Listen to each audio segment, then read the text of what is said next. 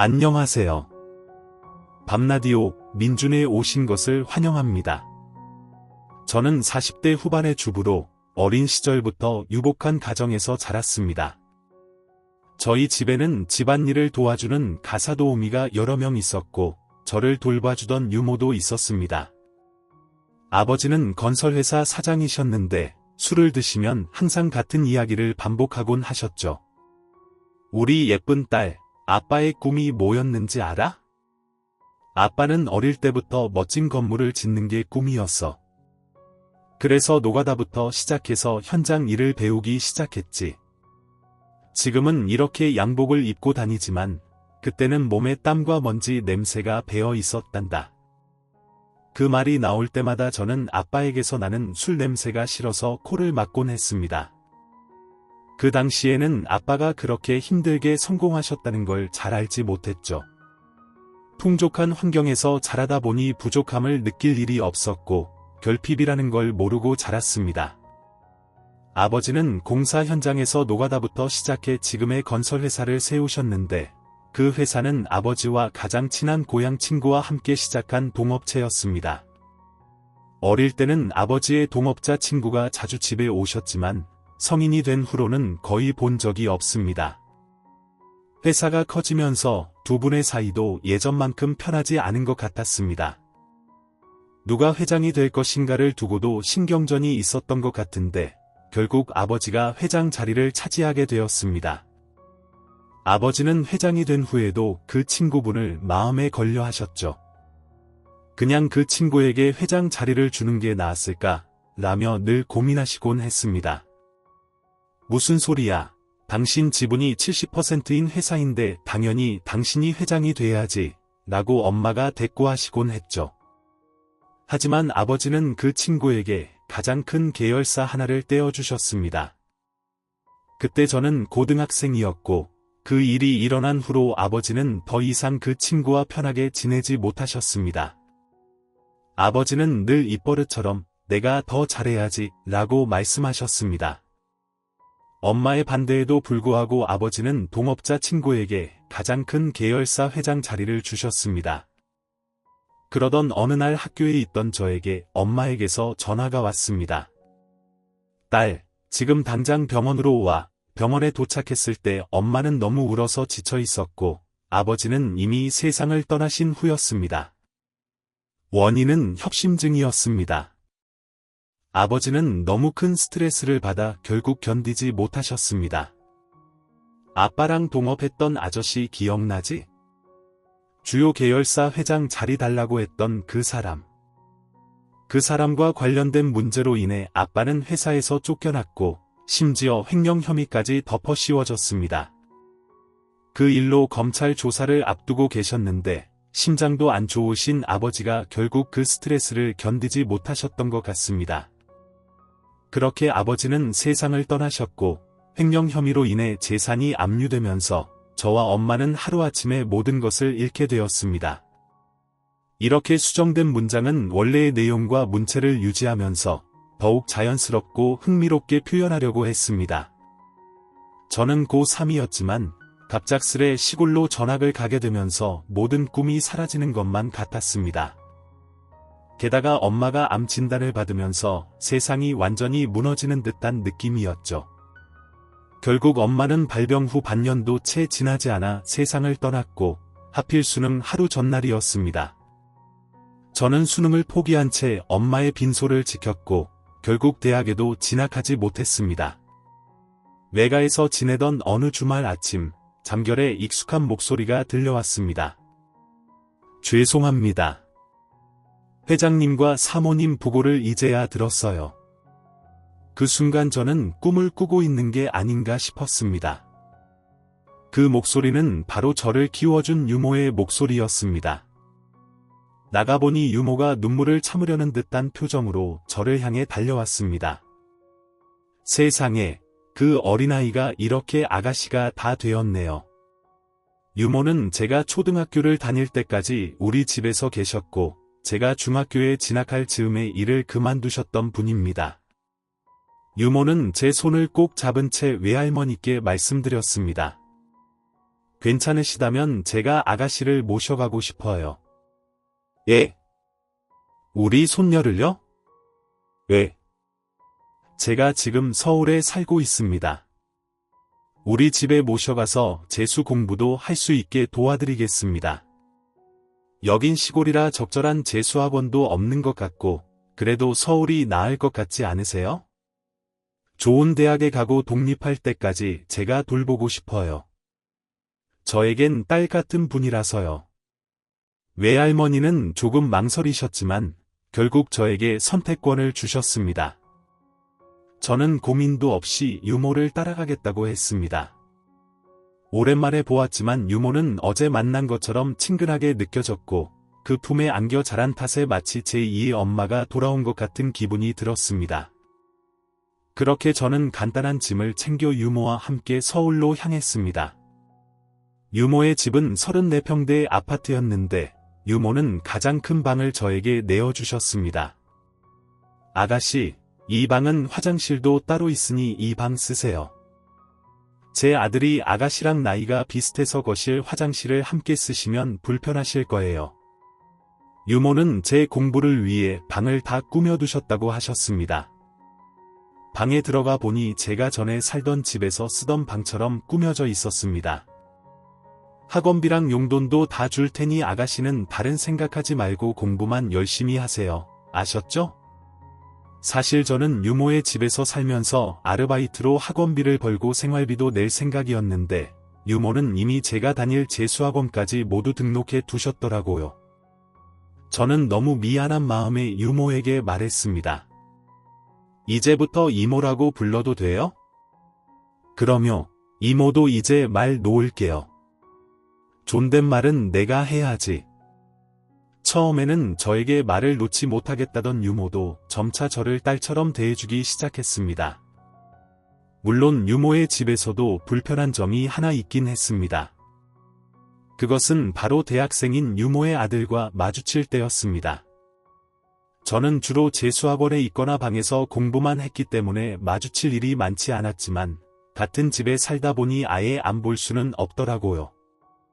이렇게 수정된 문장은 원래의 내용을 유지하면서도 보다 자연스럽고 읽기 쉽게 다듬어 보았습니다. 한 번은 늦은 밤 재수학원에서 돌아오는데 유모의 아들이 아파트 입구에서 서성이고 있었습니다. 서로 어색하게 인사를 나누고 지나가는데 그가 저를 따라오더라고요. 저는 이상해서 물었습니다. 혹시 저 기다리신 거예요? 네, 왜요? 엄마가 밤길 위험하다고 해서 나가보라고 하셨어요. 진짜요? 미안해요. 나 괜찮은데 다음부터는 신경 쓰지 말고 쉬세요. 요즘 취업 준비하느라 바쁘시다면서요? 괜찮아요. 나도 이럴 때라도 머리 식히고 좋더라고요. 그의 말에 기분이 묘해졌습니다. 사실 아파트 입구가 좀 조용하고 으슥한 느낌이 들긴 했거든요. 그 후로 그는 점점 더 자주 저를 데리러 나오기 시작했고 나중에는 학원 앞까지 마중 나왔습니다. 어쩐지 고마워서 물었습니다. 혹시 떡볶이 좋아하세요? 즉석 떡볶이 먹으러 가요. 그렇게 그의 배웅이 심야 데이트처럼 느껴지던 어느 날이었습니다. 그날은 학원 앞에도 아파트 앞에도 그가 없었습니다. 집에 돌아와 보니 유모도 없고 그의 방도 비어 있었습니다. 이상해서 유모에게 전화를 걸었더니 그의 아들이 받았습니다. 응급실이에요. 엄마가 갑자기 어지럽다고 하시다가 쓰러지셨어요. 이모가요? 저도 지금 갈게요. 아니에요. 피곤할 텐데 문 잘 잠그고 쉬어요. 지금 병실 정리 중이라 기다리고 있어요. 입원시키고 나서 상황 봐서 집으로 갈게요.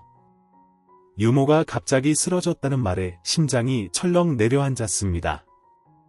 마음 같아선 당장이라도 병원으로 달려가고 싶었지만 병실에 보호자 상주가 안 된다고 하더라고요. 심란한 마음의 거실에 앉아 있다가 잠이 들었던 것 같습니다. 누군가 저를 번쩍 안아들기에 깜짝 놀라 눈을 떴는데 제 얼굴이 유모 아들의 목에 닿아 있었습니다. 순식간에 잠이 달아났지만 그가 저를 안고 방으로 옮기고 있어서 모른 척 눈을 감았습니다. 그는 저를 침대에 눕혀주고 제가 신고 있던 양말까지 벗겨주었습니다.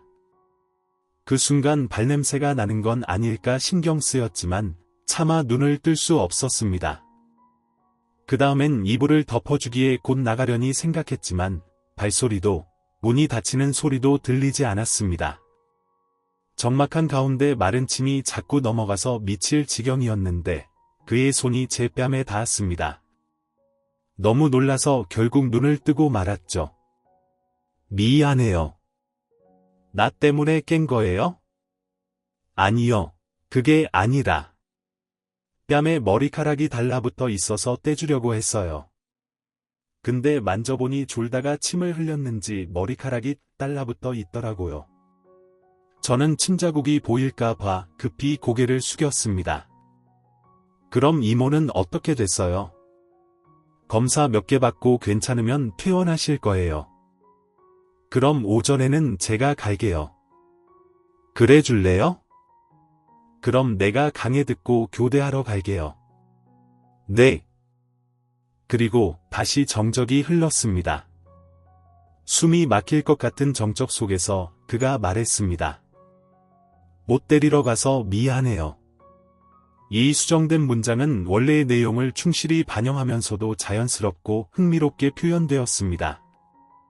집에 돌아왔을 때 엄마가 갑자기 머리가 너무 어지럽다며 기절을 하셔서 전화할 정신도 없었습니다. 아니에요. 전 공부에만 신경 쓰느라 이모가 아프신 것도 몰랐어요. 그렇다 해도 아픈 사람을 혼자 두고 오면 어떡해요? 아무리 보호자 상주가 안 돼도 혼자 집에 있는 게 걱정돼서 잠깐 들렀어요. 그의 말에 저는 속으로 내가 무슨 어린애도 아니고 뭘 그렇게까지 걱정하나 싶었지만 그가 이어 말했습니다. 사실 어릴 때 본 적 있어요. 엄마 따라서 회장님 댁에 간 적이 있었거든요.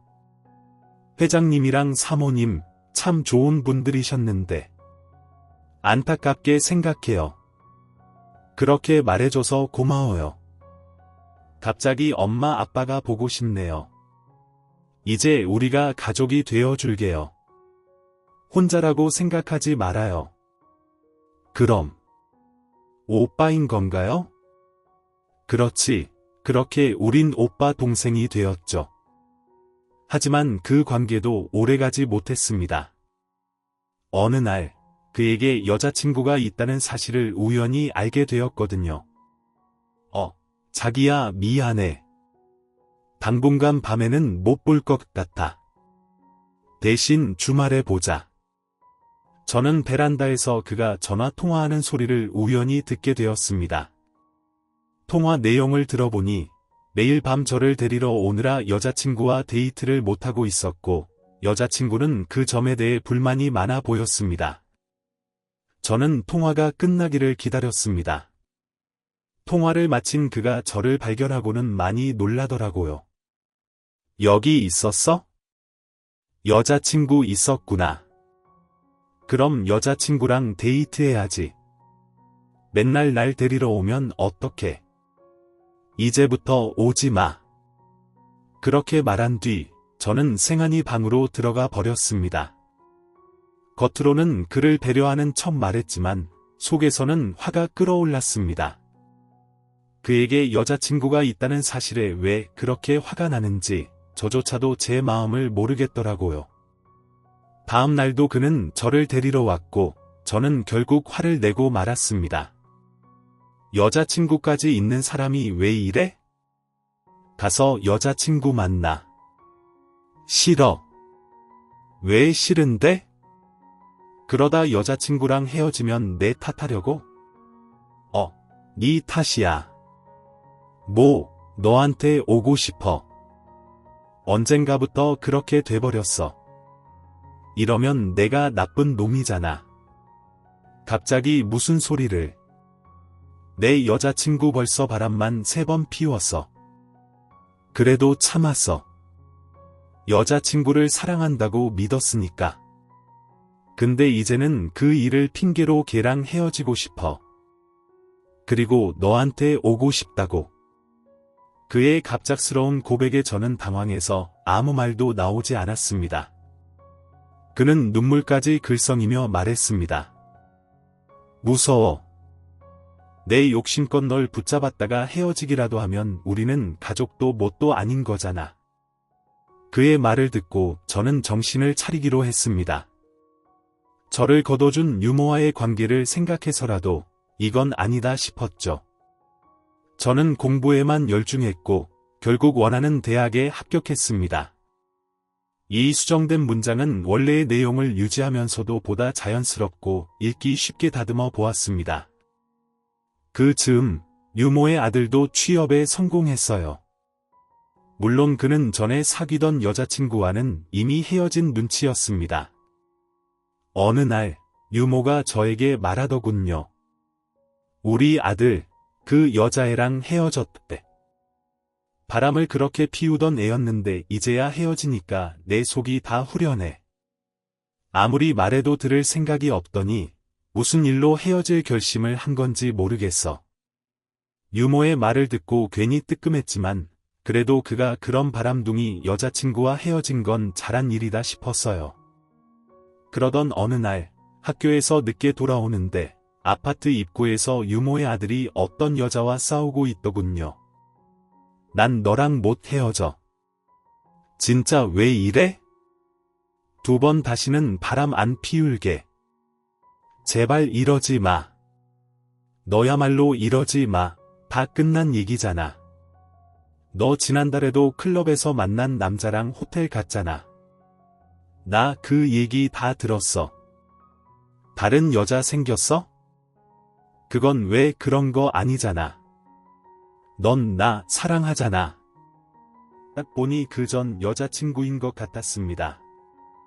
그 여자는 여전히 유모의 아들을 자기 마음대로 휘두를 수 있다고 생각하는 듯했죠. 저는 결국 그의 앞을 막고 서서 당당히 말했습니다. 내가 오빠 여친이에요. 뭐라고? 말도 안 되는 소리 하지 마. 얜 나밖에 모르는 바보거든. 그 여자가 어이없다는 표정을 짓자 저는 그의 볼에 보란 듯이 뽀뽀를 해버렸습니다. 그러나 그의 전 여자친구는 비웃듯 웃으며 말했습니다. 이것 봐. 둘이 짠 거 티 나. 웬 볼 뽀뽀야? 입술도 아니고. 그 순간 그의 눈과 마주쳤습니다. 그의 고백 이후로 어색하게 지내던 사이였기에 눈을 보니 너무 쑥스러워졌습니다. 괜히 끼어들었다 싶어 대충 마무리하고 자리를 뜨려던 그때 그가 갑자기 제 입술에 자신의 입술을 맞췄습니다.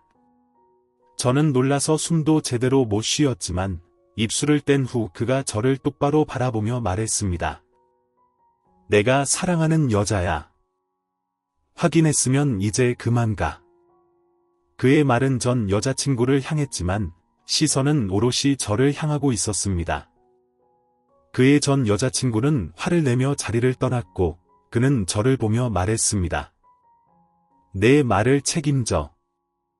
내가 뭘? 내 여친이라며. 안 돼. 오빠 말대로 그러다 헤어지기라도 하면 난 이모랑 평생 얼굴 보고 살아야 할 거야. 그럼 내 와이프 하던가? 뭐, 결혼하자. 영원히 가족하자. 그는 그대로 제 손을 잡고 집까지 걸어갔고 손을 잡고 들어오는 우리를 어리둥절하게 보던 유모에게 말했습니다. 엄마, 나 이제 얘 없이 못 살아. 결혼할 거야. 저는 차마 유모의 얼굴을 볼 수가 없었습니다. 유모는 한숨을 쉬며 저에게 물었습니다.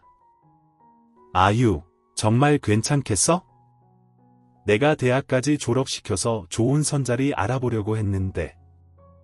아이고, 저 도둑놈.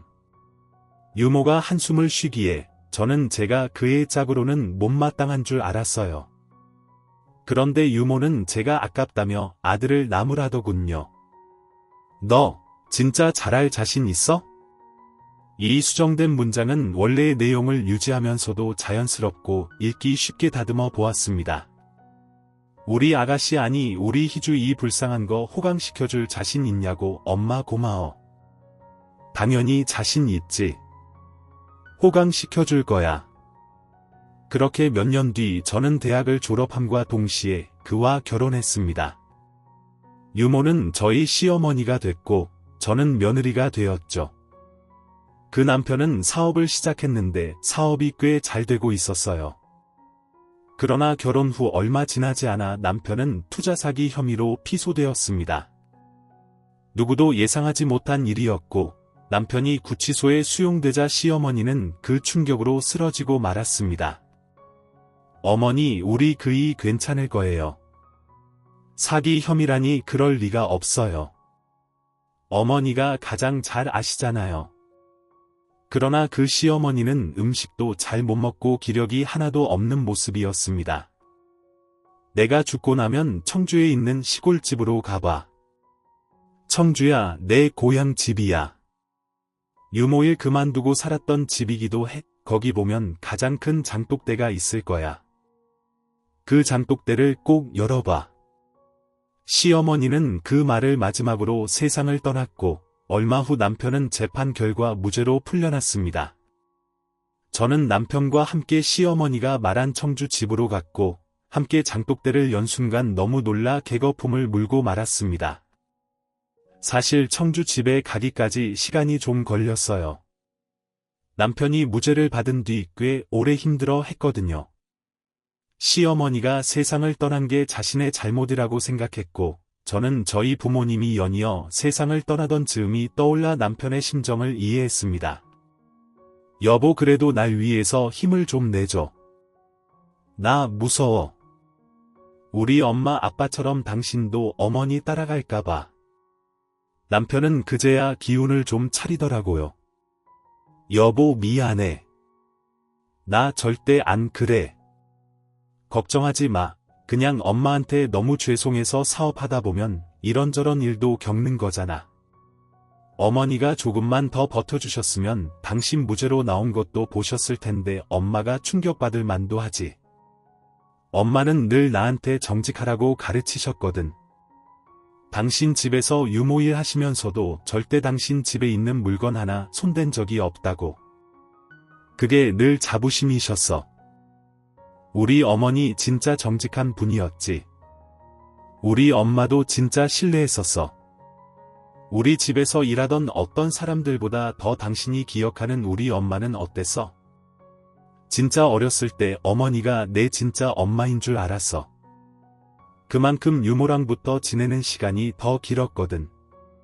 우리 엄마보다 더 날 애지중지 아껴주고 사랑으로 키워주셨지.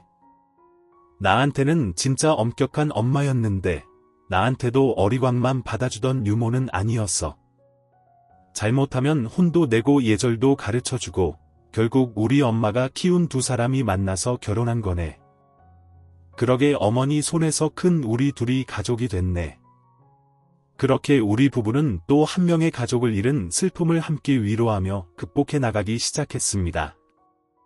남편도 점점 기운을 차리기 시작했고 다시 일도 시작했어요. 남편을 투자 사기 혐의로 고소한 사람을 역으로 고소하기도 했죠. 그러나 이미 투자 사기 혐의라는 누명은 사실처럼 업계에 퍼져 있었고 남편의 회사 사정은 날이 갈수록 더 나빠지고 있었습니다. 그 남편이 문득 청주 얘기를 하더라고요. 당신 우리 청주 본가 안 가봤지? 내가 구치소에만 안 들어갔어도 엄마 장례도 청주 본가에서 치렀을 텐데 가서 며칠 쉬고 올까? 내가 머릿속이 너무 복잡해서 저는 그제야 시어머니의 유언이 떠올랐습니다. 그러나 일단 남편에겐 말하지 않고 좋다고만 했어요. 궁금하다. 청주 본가 그럼 이번 주말에 바로 갈까? 이번 주말에 바로 그래. 당신이 그러고 싶다면 그래야지. 갑자기 떠오른 시어머니의 유언에 마음이 급해지더라고요. 뭐 별거야 있을까 생각하며 청주 본가에 도착했을 때 저는 뒷마당을 가득 채운 수십 개의 장독대를 보고 귀함했습니다. 이게 다 뭐야?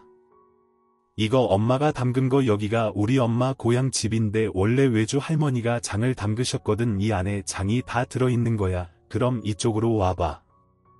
남편은 조심스럽게 장독대 뚜껑을 열어 아내를 보여주었습니다. 정말 그 안에 간장도 있고 고추장도 있고 된장도 있더라고요. 그러나 아무리 둘러봐도 가장 큰 장독대가 뭔지를 모르겠는 겁니다.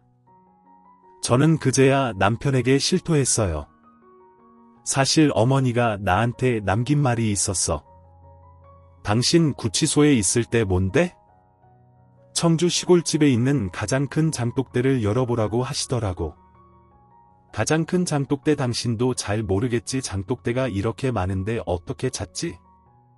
그러나 남편은 성큼성큼 걸어가더니 한 장독대를 손으로 짚었습니다. 가장 큰 거면 이거야. 근데 이건 장 담글 때 사용하는 게 아닌데. 그러더니 남편이 뚜껑을 열더라고요. 저도 아니 궁금해서 냉큼 다가갔죠. 그 안은 깨끗했는데 자세히 보니 바닥에 검은 봉지가 있더라고요. 저게 뭐지? 남편은 깊숙이 손을 넣어 봉지를 꺼냈고 꺼내보니 봉지의 크기가 꽤 컸습니다. 봉지를 손으로 잡은 남편이 그러더라고요. 이 안에 종이 같은 게 든 것 같은데 봉지를 뜯어보니 그 안에는 둘둘 말린 종이가 여러 개 들려 있었습니다. 첫 번째 둘둘 말린 종이를 펼쳐보니 등기부 등본이었어요. 어머 이거 어머니 명의로 된 것 같은데. 남편은 등기부 등본을 유심히 살펴보더니 고개를 끄덕였습니다. 맞아, 경기도 땅인 것 같은데 어머니한테 경기도에 땅 있다는 얘기 들은 적 있어? 아니 전혀. 그리고 남은 종이를 모두 펼쳤을 때 계약서와 시어머니가 자필로 쓴 편지가 나왔습니다. 아가씨 아니 내 며느리 보라. 이 문서는 경기도에 있는 1000평짜리 내 땅 문서야. 이 땅은 내가 유모일을 그만두던 무렵 사모님께서 나에게 주신 땅이야. 그 지역이 개발 가능성이 있다면서 갖고 있으면 언젠가 도움이 될 거라며 주셨어. 나는 그 땅 말고도 퇴직금도 두둑이 받았고 굳이 그 땅을 어쩔 필요가 없었어.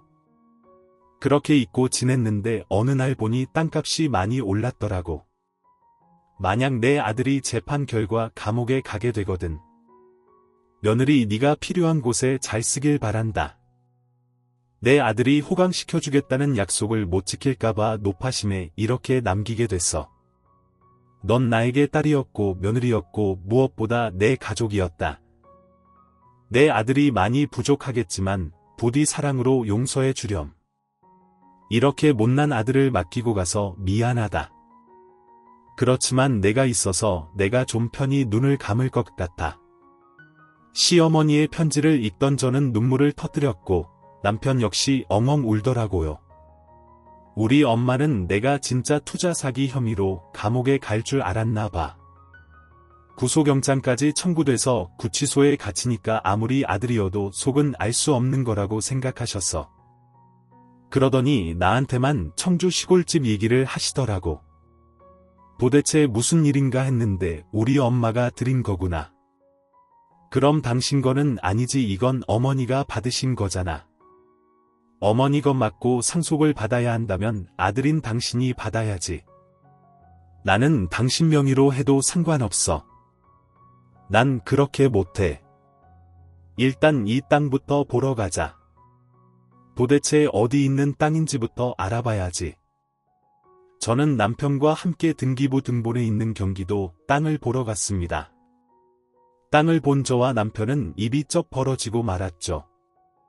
아니 이게 뭐야? 위치가 너무 좋은데 사모님 아니 장모님이 진짜 좋은 땅을 주셨나 봐. 세상에 그때였습니다. 웬 아저씨가 우리 부부한테 말을 걸더라고요. 이따 보러 오셨어요. 이불하고 요즘 연락이 안 돼서 안 그래도 이 땅 사겠다는 사람들이 줄을 섰는데 또 한 분 서셨네. 남편과 저는 눈짓을 주고받은 뒤 모른 척 중개인에게 물었습니다. 그렇게 좋은 땅이에요. 요즘 없어서 못 파는 땅이죠. 근데 돈은 있으신 거죠? 이 땅 꽤 비싸요. 얼만데요? 뭐 돼도 100억은 되죠. 저는 너무 놀라서 남편을 봤고 남편 역시 눈이 휘둥그려진 채 저를 봤습니다. 100억이요? 아니 그것도 안 알아보고 오신 거예요. 그 정도 주고 사도 이 땅의 값어치는 무궁무진해요. 그러니 땅 주인도 연락을 안 받겠죠. 팔 생각이 없으니까 저랑 남편은 그제야 시어머니의 땅에 대해 알아보기 시작했고 그 땅이 개발 예정 지역이라는 것을 알게 됐어요. 그래서 너도 나도 그 땅을 팔라며 모여든 거였더라고요. 저는 남편과 함께 고민했습니다. 어떡하지? 팔았다가 땅값만 더 뛰면 내가 알아본 바로는 그 이상으로 뛰긴 어려울 것 같아. 우리 부부는 우선 시어머니의 사망 신고를 했고 상속 절차를 밟기 시작했습니다. 땅은 남편 명의로 상속받은 뒤 100억에 팔기로 했습니다. 세금만 절반이 나가더라고요. 그래도 남편의 사업도 시원치 않던 차에 다행이라 싶었죠. 여윳돈이 생긴 덕인지 남편도 좀 힘이 나는 눈치였어요. 남편은 다시 사업에 매진하기 시작했고 저는 문득 청주 시골집이 마음에 걸리더라고요. 그러다 뉴스를 보는데 사람들이 시골집에서 한 달씩 사는 게 유행이라고 하더라고요. 저는 남편에게 물었어요. 여보, 청주에 있는 시골집 말이야. 그 집 좀 수리해서 시골집에 한 달씩 살고 싶어 하는 사람들한테 대여라도 해줄까? 그냥 두면 계속 낡기만 할 것 같았어. 너무 낡아서 고친다고 될까? 아니면 팔든가 해야 하는데 그래도 당신이랑 어머니가 살던 집인데 팔기는 싫어서 종종 우리도 가서 쉬고 오면 좋잖아. 당신이 그렇게 하고 싶으면 그렇게 해야지. 말이 나온 김에 청주 시골집 리모델링을 위해 건축사무소를 알아보던 중 저는 낯익은 이름을 발견했습니다. 아빠랑 동업했던 분이랑 이름이 똑같네. 그러나 아빠가 운영했던 건설회사에 비하면 너무 작은 사무소였고 설마 싶어 연락을 해봤어요. 저 시골집 리모델링 때문에 상담을 좀 받고 싶은데요. 예, 언제든지 가능합니다. 지금 당장이라도 제가 계신 곳으로 갈게요. 건축사무소 대표라며 자신을 소개한 그 남자는 마음이 급한 듯 보였습니다. 잠깐의 통화였지만 목소리가 너무 귀에 익더라고요. 고민 끝에 전 그 대표를 만나보기로 했습니다. 혹시 몰라 선글라스를 낀 채 약속 장소인 카페로 갔습니다. 대표라는 사람이 먼저 와서 기다리고 있더라고요. 그러나 그의 얼굴을 보는 순간 저는 당황하고 말았습니다. 그 사람은 아빠의 뒤통수를 친 그 동업자 친구가 맞았어요. 도무지 이해가 안 되더라고요. 사모님 어서 오세요. 저는 그에게 90도로 허리를 숙여 인사했습니다. 아, 네. 그 사람이 손을 내미는데 선뜻 잡을 수가 없었습니다. 저는 못 본 척 그의 손을 외면한 뒤 자리에 앉았습니다. 우리 사모님은 아주 멋쟁이시네요. 선글라스를 쓰셔서 잘 보이시는구나. 그가 어색하게 웃으며 자리에 앉더라고요. 선글라스 너머로 보이는 그의 옷차림은 다소 후줄근했습니다. 양복을 입고 있긴 한데 비싼 옷 같지는 않더라고요. 어릴 때 늘 비싼 양복을 입고 봤던 모습과 너무 달라서 혼란스러웠습니다. 건축사무소 이력을 보니까 이 사무소 전에 경력이 없으시던데 다른 경력은 없으신 건가요? 아유, 아닙니다.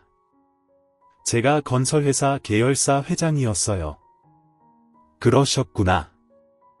그런데 왜 그 좋은 경력을 이력에 안 넣으신 거예요? 경력이 없는 분인 줄 알고 상담을 취소할까 말까 계속 고민했거든요. 아빠를 배신한 그 아저씨의 앞에서 태어난 척 구는 건 정말 힘들었지만 참았습니다. 궁금한 게 있었거든요. 그게 뭐 실력으로는 자신이 있어서 굳이 거창한 인력까지 쓸 필요가 없다고 생각했어요. 제가 작업한 리모델링 작업물 좀 보여드릴게요.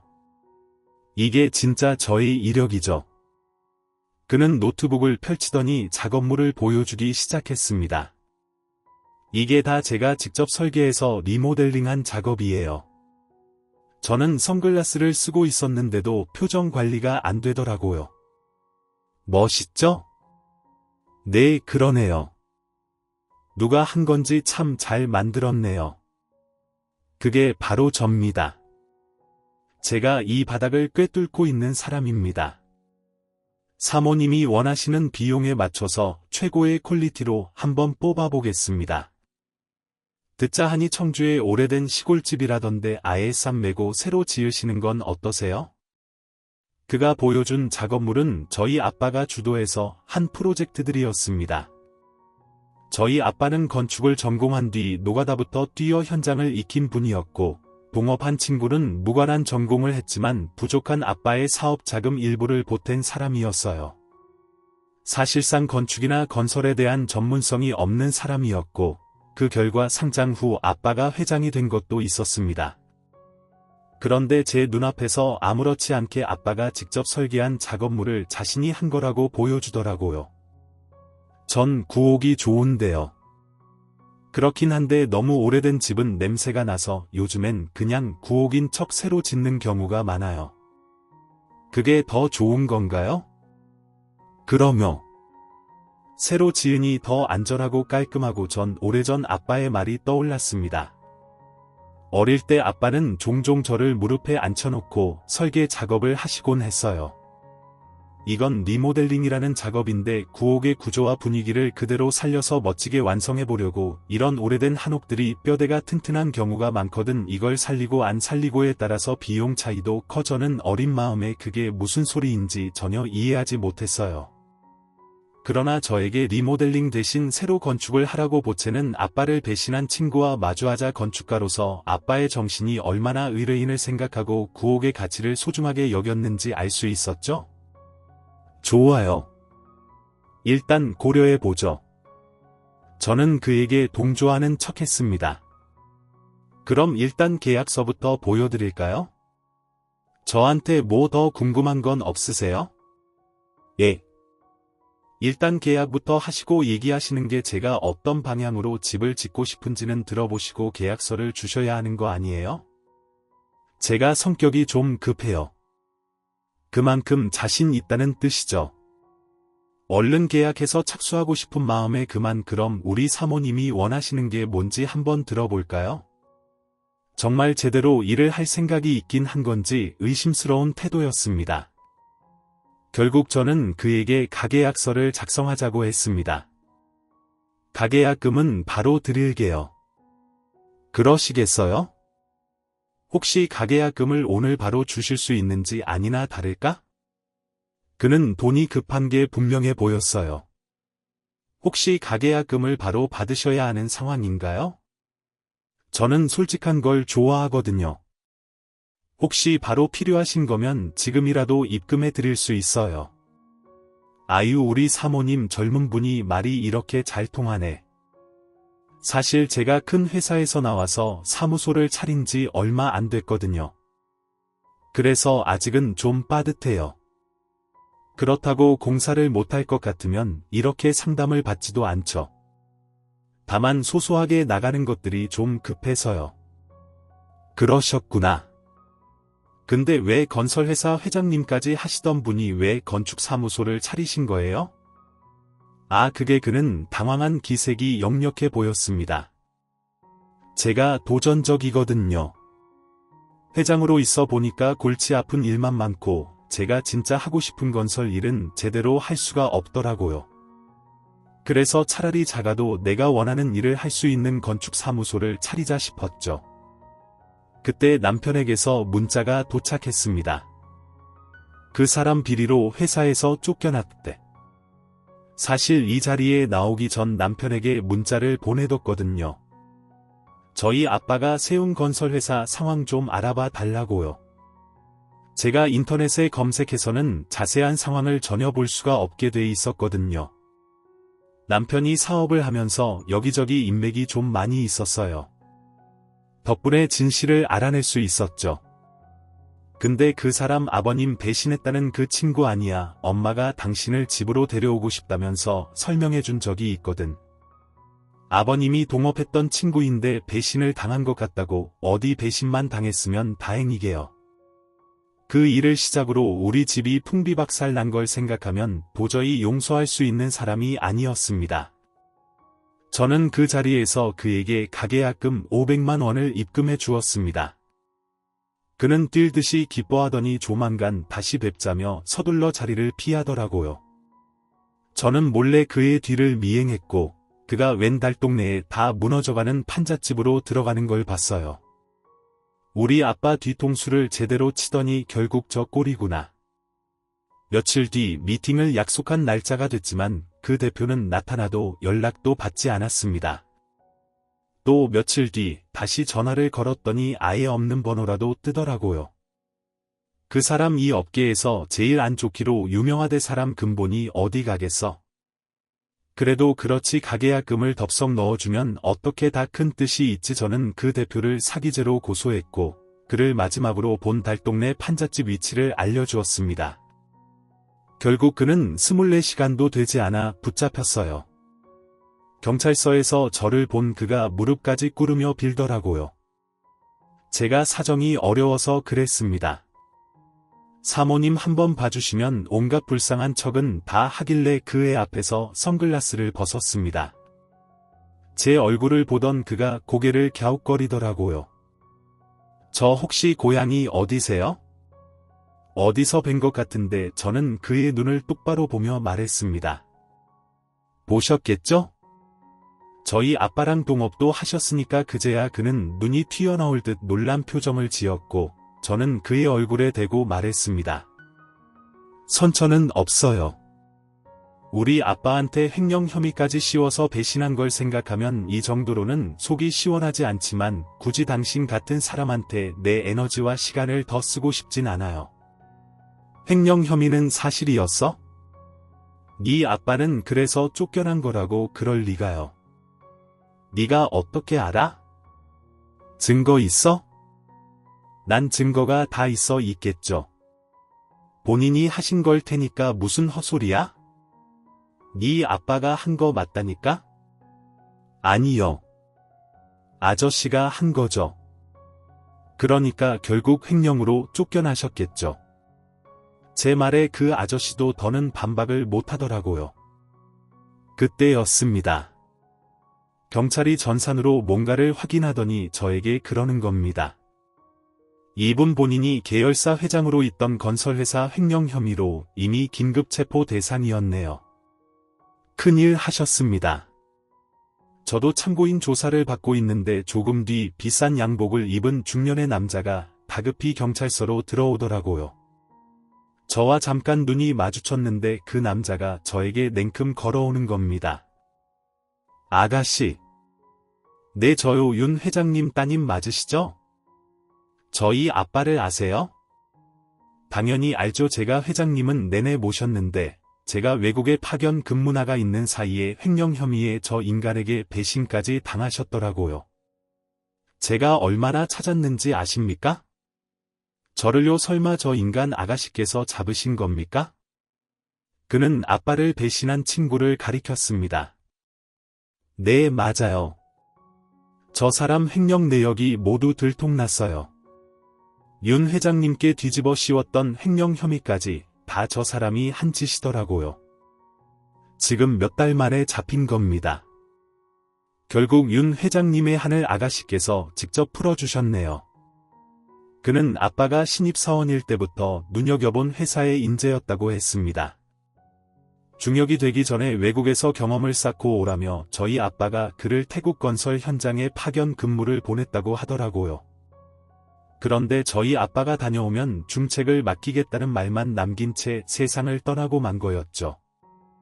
현재는 그가 아빠가 세운 건설회사의 대표로 회사 운영을 책임지고 있다고 했습니다. 결국 아빠의 뒤통수를 쳤던 친구는 모든 횡령 혐의를 인정한 뒤 징역을 살게 됐습니다. 처음엔 그저 저에게 사기 행각을 벌인 것이라도 처벌받게 할 생각이었는데 제가 쏘아올린 공은 저 멀리까지 날아가 그간 그가 저지른 모든 악행을 책임지게 했습니다. 그 후 아빠가 아꼈다던 건설회사 대표는 이제라도 오너 일가로서 저에게 지분을 주겠다고 했어요.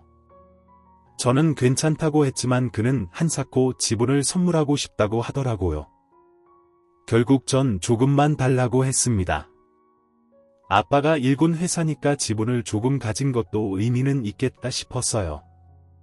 단 이제와 오너 일가라고 경영에 참여하는 건 무리라고 생각했습니다. 대신 저는 남편의 청주 본가에 있던 장독대를 열어보기 시작했죠. 아빠를 배신한 친구가 징역을 확정받은 뒤 저는 남편과 함께 청주 시골집으로 향했어요. 제대로 된 업체와 리모델링 계약 논의를 시작했는데 문제는 집에 그대로 남은 수십 개의 항아리였습니다. 리모델링 하면 이건 다 어떡하지? 엄청 오래된 거 아니야?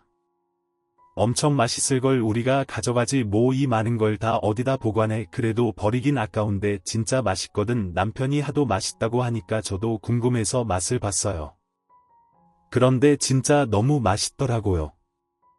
그 순간 번뜩 떠오른 생각이 있었습니다. 여보, 혹시 어머니가 장 담그시는 거 본 적 있어? 솔직히 말해 기대하고 물은 건 아니었습니다. 혹시나 기억나는 게 하나라도 있었으면 했어요. 그런데 남편이 불쑥 그러는 거예요. 알지, 엄마가 유모일 관두고 늘 청주 집에서 하시던 일이니까 얼마나 알고 있어? 웬만한 과정은 다 알지. 안방에 집안 대대로 내려오는 레시피가 있어. 그러더니 남편은 청주 시골집 안방으로 들어갔고 조금 뒤 증조 외할머니가 적으셨다는 레시피북을 들고 나왔습니다. 레시피북을 본 저는 깜짝 놀랐습니다. 그 안에는 손글씨로 고추를 말리는 법부터 장을 담그는 모든 방법이 적혀 있었습니다. 그렇다면 번뜩 떠오른 저의 아이디어가 실현될 수도 있겠다 싶더라고요. 여보, 아직도 당신이 지난번에 오해받은 투자 사기 혐의 때문에 지금 하는 사업은 잘 안 되잖아. 이렇게 된 김에 다른 사업을 해보는 건 어때? 다른 사업 그래도 하던 걸 계속해야 하는 거 아닐까? 어쨌든 투자 사기 혐의는 사실이 아니었고 결국엔 내 진심이 통할 거야. 근데 사람들은 강렬하고 나쁜 기억을 보통 더 오래 기억하거든. 계속하는 것도 좋지만 이럴 때 기분 전환도 좀 해보는 것도 좋지 않아. 다른 사업을 구상하려면 시간이 좀 걸릴 텐데 사업가로서 판단해봐. 이 장마디 사업 아이템으로 매력이 있는지? 설마 우리 엄마가 담근 장을 팔자는 거야? 응, 전 세계적으로 팔아보자. 사실 전 이 사업을 제안할 때 제가 직접 장을 담글 생각이었어요. 그런데 저는 워낙 보고 자란 게 없어서 그런지 감이 오지 않더라고요. 그런 저를 한동안 지켜보던 남편은 결국 반신반의하면서도 앞치마를 두른 뒤 직접 장을 담그기 시작했습니다. 저는 레시피북을 보면서도 수도 없이 헤매던 과정을 남편은 한 번에 해내더라고요. 여보, 당신은 아무래도 여기에 재능이 있는 것 같은데 나도 놀라는 중이야. 결국 저와 남편은 시어머니 집 안에서 남긴 레시피로 장을 만들어 팔기 시작했고 사업은 순식간에 번창해 우리가 원하는 대로 수출도 시작했습니다. 남편으로선 전혀 예상하지 못한 사업 아이템으로 성공했고 지금은 그 장으로 만들 수 있는 다른 식품 개발도 하고 있어요. 연구할 때마다 불쑥불쑥 시어머니 생각이 납니다. 살아계셨다면 많이 도와주셨겠다 싶어서요. 지금도 생각합니다. 만약 그때 제 유모였던 시어머니가 절 데리러 오지 않았다면 난 어떻게 됐을까? 그리고 그 집에서 남편을 만나지 않았다면 내 인생은 참 외로웠겠다 싶어요. 이제는 남편도 어엿한 사업가가 되어 해외를 누비고 다닙니다. 위기가 기회가 된 셈이죠. 그 사이 우리 부부에겐 두 아이도 생겼습니다.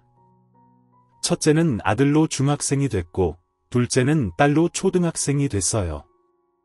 저는 제 어릴 적과 달리 제 자식들에겐 조금 부족하게도 사는 법을 가르치고 있습니다. 이제는 인생이 무수한 위기의 연속이라는 것을 아니까요. 저는 제 아이들이 부족해도 만족하며 살고 위기가 와도 그것을 기회로 만드는 어른으로 성장하기를 바라고 있어요. 덕분에 저도 그런 사람으로 살기 위해 더 노력하게 되네요. 많은 돈보다 사람이 귀하다는 것을 가슴에 새기며 오늘도 두 아이의 엄마로 한 남자의 아내로 건설회사의 주주이자 사업가로 열심히 살아가고 있습니다. 오늘 준비한 사연은 여기까지입니다. 재미있게 들으셨다면 구독과 좋아요, 알림 설정까지 눌러주세요. 그럼 저는 다음 사연으로 찾아뵐게요. 오늘도 건강하고 행복하세요.